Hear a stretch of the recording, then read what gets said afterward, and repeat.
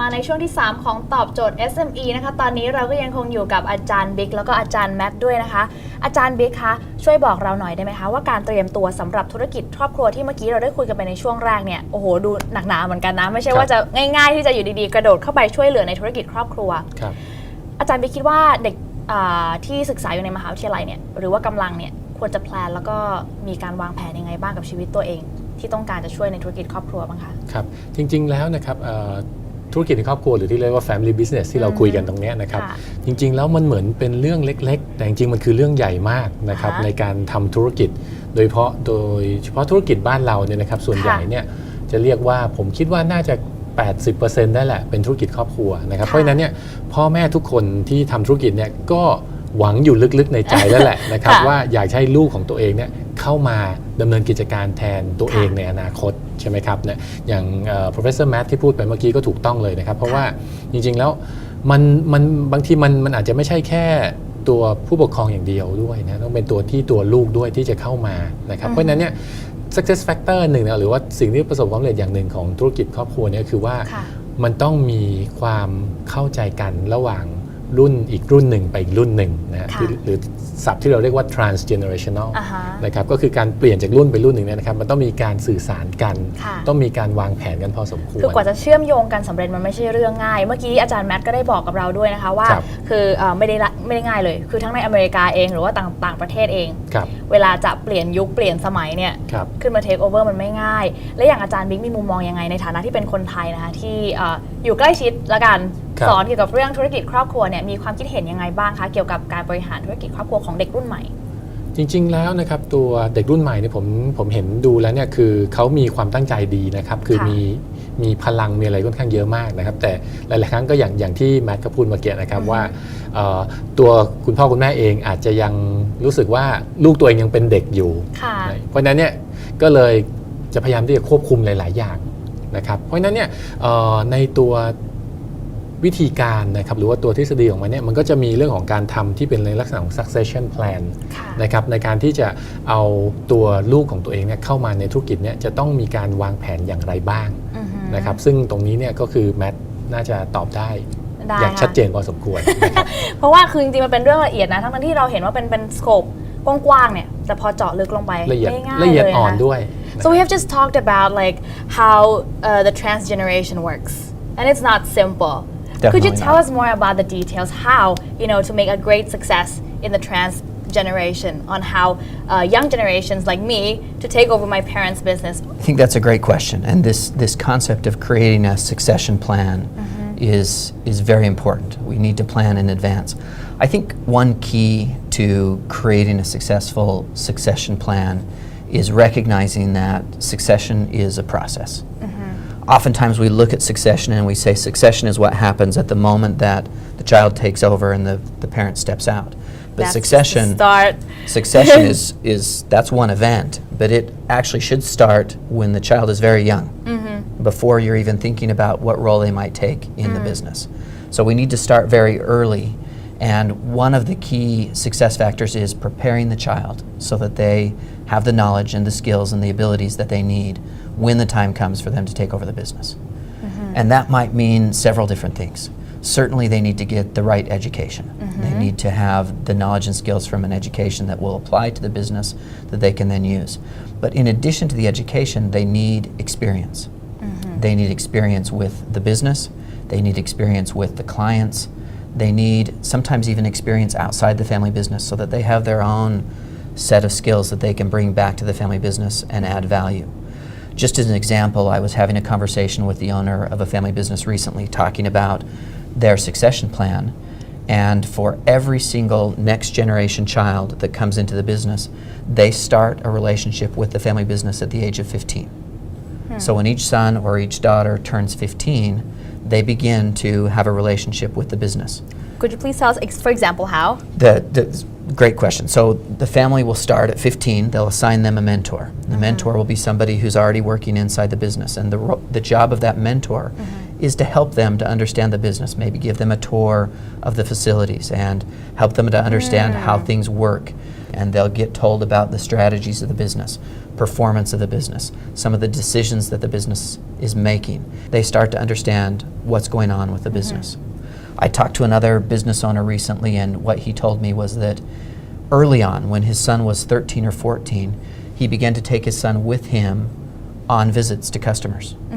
And it was a little bit awkward. Yeah, you that's show true. up at a business visit with Yes, your and you're like client, 15. and you've got your 14-year-old son with you, and you have to explain. But once the clients understood what he was doing, he said, "This is my son, and I'm hoping that someday my son will be able to take over the business, and would you be okay if he joined us for the conversation?" And generally the child in a situation like this would not interact, wouldn't participate in making Yeah. sales or answering questions, but they get to watch. Absorbs. And the bonus is when the meeting is over, on the drive back home or to the next client, the father told me he got to talk to his son. "Did you notice this? Did you notice the client mentioned this? Why do you think that I said this to the client?" Because of those questions, and begin to teach at a very early age some of the knowledge that can't be taught at a university or at a high school about how do you run this family business. Wow. Wow, that's a long process. So by the time that the child will be entering the university, they're already prepared. They should be maybe not fully prepared, but they should have a long list of experiences in the family business. They should have an understanding of what the family business does, what the decisions and problems that the family business is facing, so that when they go to the university, they can now apply what they're being taught to the family business. It adds that much more to the education experience. So for example, do you have like the model, or like how should it look like? You know, the picture of how the exact like family, the right family business should look like, and what is the first step for, you know, after you graduated and you might want to, you know, jump in and help your family? What's the first step? You know, first day, graduation, and then what? So this depends on the business. It is an interesting question, but I think it depends on the business. I think the perfect plan is very well outlined from maybe the time of graduation up until the time that they take over the business. Maybe not day to day or hour to hour, but certainly year to year, the younger generation ought to have a clear understanding of what's going to happen. How that happens depends on the family. For example, some families feel very strongly that when a child comes into the business, they should start at the bottom of the organization. The idea being, you need to understand everything. You need to understand how manufacturing works and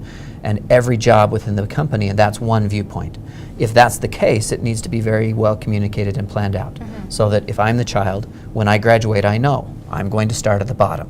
and this is what I'm going to do to work my way up. Other family businesses feel very strongly that before a child comes into the family business, they should work somewhere else. And in that case, I would graduate from college, but I would actually go to another organization. And I might spend 3 or 4 years at that organization, or maybe at 1 or 2 organizations, before I come back to the family business. But again, in both cases, I think the key is that the parents are communicating with the children and the children with the parents so that they know what to expect. Now, the biggest problems with the succession plan is when the parents expect one thing and the child is expecting something else. You can imagine a situation where the parent is expecting the child to come in and start at the bottom, Yeah. and the child is expecting to come in and have a big corner office. Yes. And in both cases, the parent is going to be disappointed and the child is going to be disappointed. That's not That's true. a successful transition. So regardless of what the transition looks like, it needs to be clearly communicated. Both sides need to fully understand what's going to happen and why. Well, that's for like bigger organizations. Like when you talk about like top and bottom, what if a family business with a smaller size? Do you know, like, you have any suggestion for them to jump in? How? I think from the standpoint of the parent needs to have something that they're going to expect their child to do. When I started working for my father in the family business, there were a total of 9 employees in the business. So it wasn't a big organization, and it wasn't like there was a portion of the business that my father could give to me. But we did have some communications about what my job was and what the expectations were for me. I think from the perspective of the child, from the son or daughter, they need to be willing, especially in a small organization like that, to be very flexible.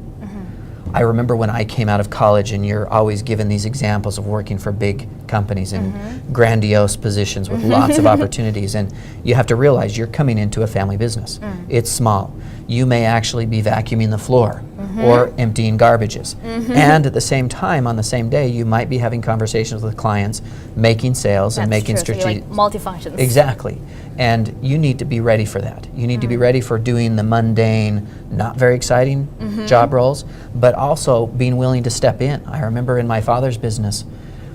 I came in expecting to be at a lower role because that's kind of what I was told. But from time to time when my father wasn't available, I had to step into a different role, more of an executive role. And it meant moving around and being ready to adapt and not being disappointed when I was doing something that I thought was less exciting, but taking advantage of every opportunity when it was given to me. And how was the changes made back in your time? How did you make those little changes through time?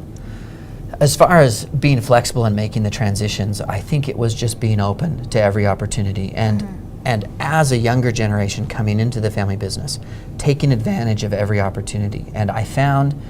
like I talked about before, sometimes the parents aren't ready for the child to take over, or they might look at the child as being younger than they actually are. That's true. In those cases, I think the child needs to be prepared to say to the parent,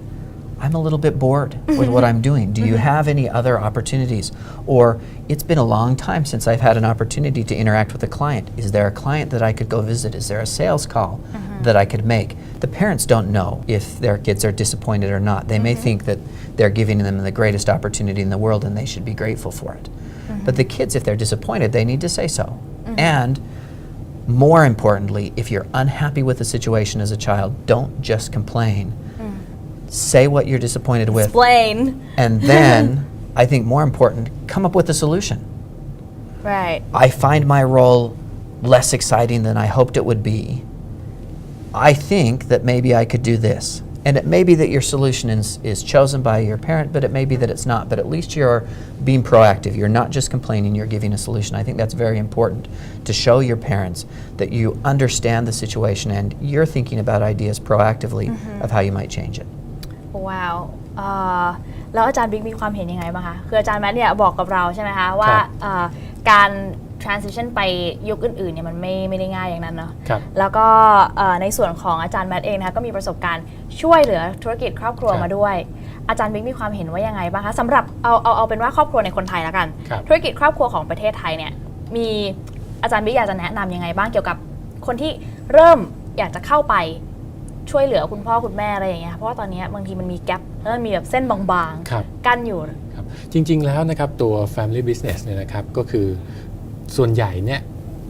เท่าที่คุยมานะกับทางเจ้าของธุรกิจหลายๆคนนะครับนะที่มาคุยว่าอาจารย์แล้วก็พยายามเล่าเรื่องปัญหาต่างๆที่ตัวเองมีนะครับในเรื่องของว่าการจะหาคนมาสืบต่อธุรกิจตัวเองเนี่ยนะครับ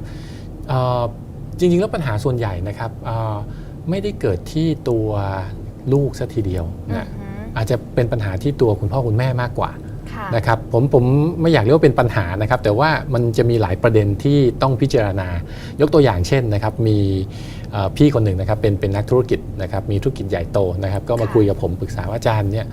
ผมมีความรู้สึกว่าลูกของผม2 คนเนี่ยท่าทางจะไม่เอาธุรกิจที่ผมทำแน่ๆไม่สานธุรกิจครอบครัวชัวร์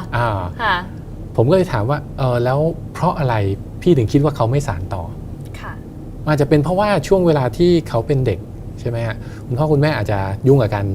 ก่อร่างสร้างตัวทำธุรกิจนะครับบางทีอาจจะลืมอะไรบางอย่างไปที่สิ่งที่แมทบอกคือการที่จะเอาลูกของตัวเองเนี่ยเข้ามาผูกพันกับตัวธุรกิจหลายๆครั้งบางคนก็บอกว่าเด็กมีหน้าที่เรียนไปคุณเรียนไปใช่ไหมแต่จริงๆแล้วเนี่ยการที่เอาลูกเข้ามาช่วยงานธุรกิจที่บ้านหรืออะไรก็ตามเนี่ยเป็นการฝึกฝนให้เด็กเขารู้จักการทำงานและรู้จักการที่เข้ามาคุกเคลียร์ธุรกิจของคุณพ่อคุณแม่จะได้รู้ว่าทำอย่างไรซึมซับเข้าไปในตัวนะคะตั้งแต่เด็กๆนี้ครับคืออย่างผมเนี่ยก็ตอนเด็กๆผมก็ช่วยคุณพ่อคุณแม่ทำธุรกิจแม้กระทั่งแพ็คของลงกล่องผมก็ทำมาตั้งแต่เด็กเนี่ยประมาณ10 ขวบ 11 ขวบก็ทำละเพราะฉะนั้นเนี่ยก็คือมันอยู่ที่ลักษณะของในการที่จะการวางแผนตรงนี้อย่างที่ Professor Matt เขาบอกว่า succession plan หรือการเตรียมตัวตรงนี้มันไม่ใช่แค่ว่าลูกจบมหาลัยปุ๊บแล้วจะเอาลูกเข้ามาทำไม่ใช่นะครับมันควรจะต้องมองไปยาวกว่านั้นนิดนึงอาจจะเป็นในเรื่องของที่ว่าตั้งแต่ลูกยังเล็กๆเลยว่าเรามีลูกเนี่ยเราอยากที่จะให้ลูกเนี่ยเข้ามาช่วยธุรกิจเราในอนาคตเนี่ยเราควรจะวางแผนอย่างไรบ้างแต่คงไม่ต้องถึงขั้นเขียนว่า1 2 3อย่างเงี้ยนะแต่ว่าควรจะต้องมองแล้วให้เขาเข้ามาช่วยพยายามที่จะให้เขามองเห็นภาพว่าคุณพ่อคุณแม่ทำอะไรอยู่เนี่ยครับจะดีมากเลย นะครับเพราะว่าถ้าเกิดลูกห่างไปปุ๊บเนี่ย ค่ะ แล้วอยู่ดีเราจะมาคาดหวังให้เขาเข้ามาทำเนี่ยบางทีมันก็ลำบาก ยาก เหมือนกัน ยาก นะครับแล้วก็มีอีกประเด็นหนึ่งอันนี้น่าสนใจเหมือนกันนะครับ ค่ะ ก็เรียกว่าแชร์ให้ฟังแล้วกันนะครับ ได้ ก็คือ เลย มีเจ้าของธุรกิจบางคนและหลายๆ คนมีความรู้สึกว่าตัวเองมีลูกน้อยไป พอมารู้ก็เมื่อสายแล้ว ใช่ เมื่อโตกันหมดแล้ว นะครับคืออย่างนี้ครับคือสมมุติว่าถ้ามีลูกแค่คน2คนเนี่ยปัญหา ค่ะ คือคนไทยเรามีลูกลดลงนะฮะแล้วถ้ามีลูกแค่คน2คนเนี่ยก็คือมีตัวเลือกน้อย ใช่ใช่ใช่ นะครับมีตัวเลือกน้อยแล้วบางที ค่ะ ตัวเลือกคน2คนเนี่ยอาจจะไม่เอาธุรกิจเราด้วย จริงค่ะจริง นะครับ จ เพราะฉะนั้นเขามี เย ความ อะ รู้สึ ขึ้ ก น ว่า เรื่อย ผมมีลูกน้อยไปอาจารย์ อืม เขาบอกอย่างนี้เลยถ้ากลับไปได้ผมอยากมีลูกเยอะกว่านี้ ๆอันนี้มันเป็นปัญหาที่แก้ไขไม่ได้นะ แต่ว่าในเคสนั้นเป็นยังไงคะสรุปแล้ว ก็ น้องๆ จริงๆก็คือน้องๆสุดท้ายน้องๆก็เทคโอเวอร์ครับนะก็คือเข้ามาช่วยคุณพ่อคุณแม่ทำงานนะครับแต่ว่าก็อย่างที่บอกครับคือถ้ามีลูกเยอะขึ้นอีกนิดนึงก็จะมีกำลังมีแรงในการที่จะ ทางเลือก ขยายทางเลือกด้วยแล้วก็ขยายตัวธุรกิจให้ไปได้แตกลายได้มากขึ้นด้วย อือฮึ นะครับช่วยกันดูแลนะครับ ค่ะ so we have speak a lot already about the family business the ones that are existing and could you tell us more about family business that could develop into a new business from the existing one One of the biggest assets that a family business has is its resources.